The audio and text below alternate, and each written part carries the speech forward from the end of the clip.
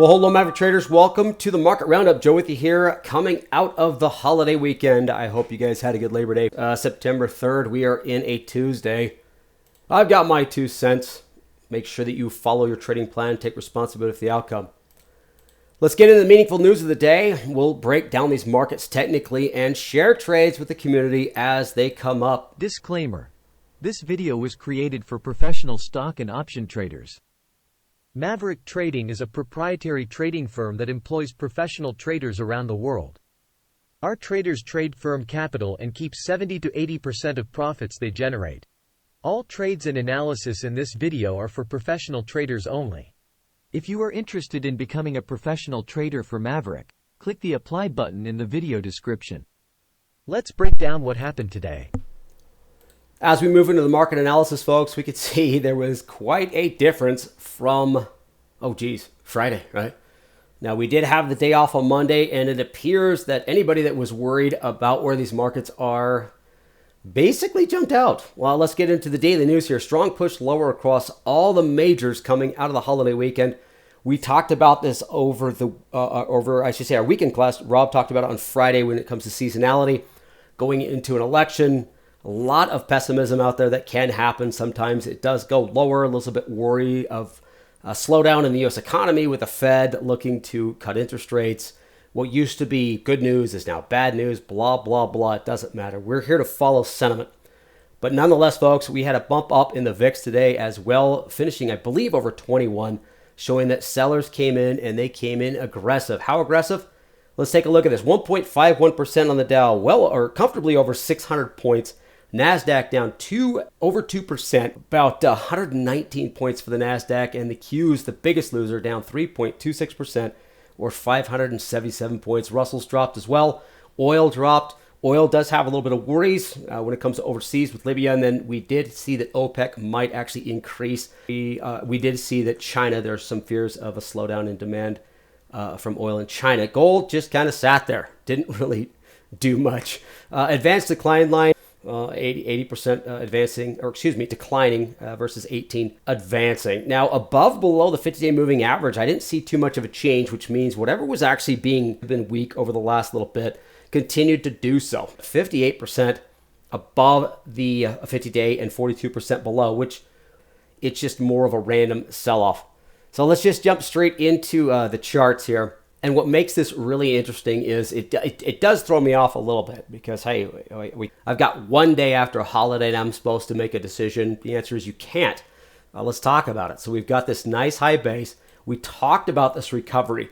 And I like how Rob mentions that, hey, once you get this recovery, you usually get a consolidation at the area for about as long as a recovery. And to tell you the truth, folks, we are actually pretty darn close. What ends up happening is sentiment. I truly believe that sentiment is what directs market price. That being said, hey, we had a nice rally back up to this area, and at some point, anybody that rallied all the way back up there that missed profits the first time might want to take them the second time. That's all I'm going to chalk this up to, folks. It's one day. Don't get me wrong. The volume was actually pretty impressive. We'll see if this is going to continue to go the next subsequent days. But we are still at some pretty major support levels, which in technical terms did not change this at all. Maybe a little bit of a hesitation, or maybe I can go from maybe a +2 to maybe a +1.5 for the week. But nonetheless, it hasn't broken any support levels. And based on one day, it's very difficult to make that decision. Let's move over to the Qs and see if anything else changed. And you're going to see it's pretty much the exact same thing.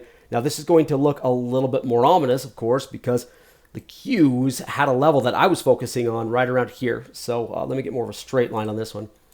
You could see right around this area that it had kind of rallied back up. And yes, it did have a pretty good rally, but this didn't sustain sideways. It more tapered off. Now, it hasn't fallen. I zoomed in the chart as much as I could because I'm looking back here, folks, towards the end of May.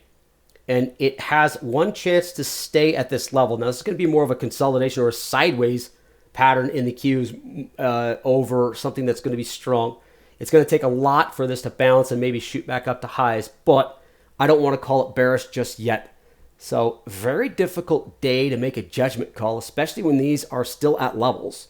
And I'll address this a little bit later, but how do we finish when it comes to what participated and what didn't? Well, let's take a look at it. Nvidia down 9.5%, Microsoft down 1.8%, Apple, you guys can see this, Google down almost 4%.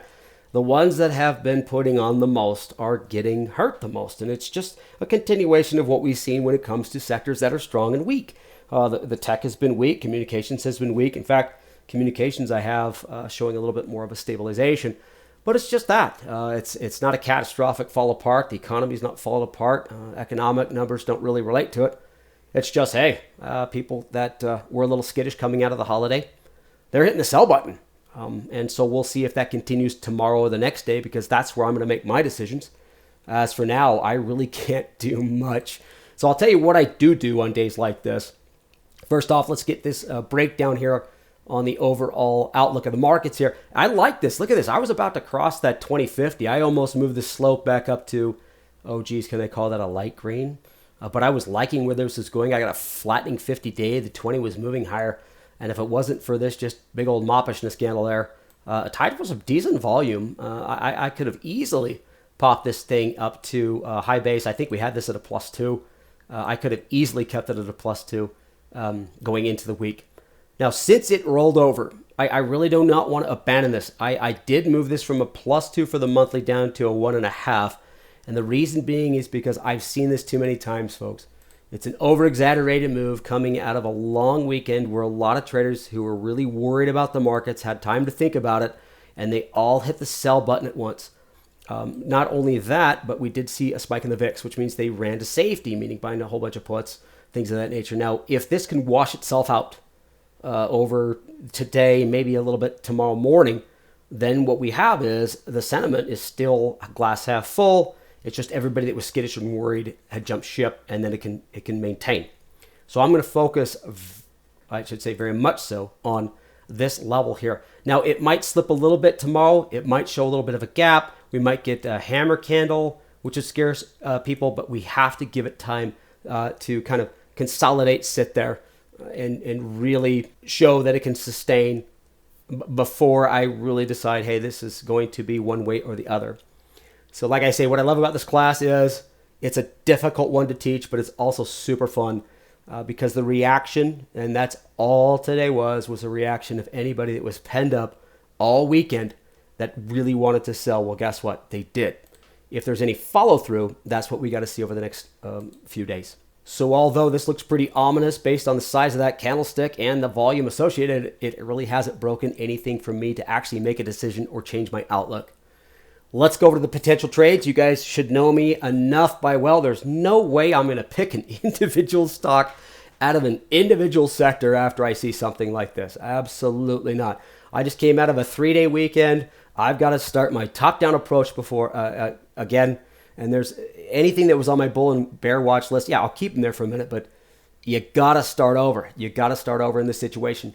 Whatever's good will stay good. Whatever's bad will stay bad. Trust me, it'll come back. So I just went straight sectors. Now, we know it was strong. We know it was weak. You guys could take a look at what underperformed and outperformed today, but there's a couple that I liked. Real estate hanging in there, utilities, and consumer staples. I thought that was interesting. Yes, communications on the neutral side. I think communications are getting beat down, of course, because they've been high flyers. The tech sector itself might have a little bit more than just overbought. There might be some weakness in there, so I'm going to keep an eye on that. Now, 3 different levels versus a market that I've only seen one day coming out of a holiday weekend. But hey, let's break down what's on my watch list. I decided to choose real estate, but take a look at XLP as well and XLU. They look pretty good. I just like the high base here. It held in. Understand, folks, I just told you the Dow was down 600 points, the NASDAQ down 570 points over, and the S&P down 119. Guess what? Real estate stayed there. Okay, maybe there's a reason for it, maybe there isn't, but I do like how it is kind of outperforming. That's kind of where I'm going to look when it comes to some of the bulls I have, also staples and utilities as well.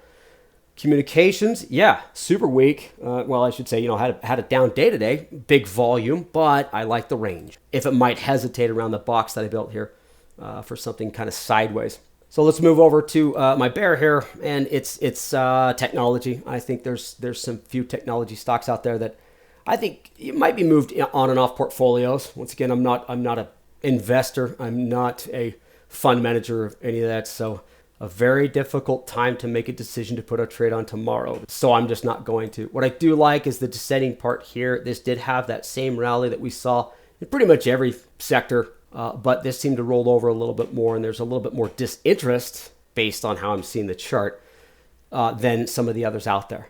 So that's all I've got. I mean, I'm really not going to try to guess, but I'll tell you this. Rob made a wonderful point. Based on the economics of where we're going, everything's pretty solid. Based on where we saw these charts and the recovery that we had off the bottom, definitely sentiment is super bullish. I'm going to take another step. Sentiment drives the markets, period. Fear and greed have their saturation levels. Investors will make their own point where it's too darn much or it's too darn cheap. Based on the current sentiment, that's it. We always talk about the good news and bad news. We got good economic numbers, which means stocks go up. We got bad economics, which means they go down. We also have bad economic numbers where stocks go up. We also have good economic numbers where stocks go down. It has nothing to do with that number. It's the interpretation of the investor that does it. Sentiment drives the markets, period. So keep that in mind and make sure that you follow it. Watch for head fakes and stay diligent. Don't make decisions on days like today. I can't tell you that. I could tell you it a million times. Let's follow those support and resistance levels and we can go from there. ISM manufacturing, the PMI slightly lower, and the markets fell apart. Was that the cause? No, it wasn't. It depends on where sentiment is. We have the JOLTS job openings, ADP non-farm payrolls, and unemployment. Check for earnings on trades. I don't think that's going to be an issue. Just double check, but it's always good to know. I think there's enough out there for the markets to really focus on. That's all I got, folks, for a very volatile coming out of a holiday day. It's a difficult one to trade, so don't do it. Just reassess, start over, and we'll talk to you next time. Thanks for joining me, folks. Bye, everybody.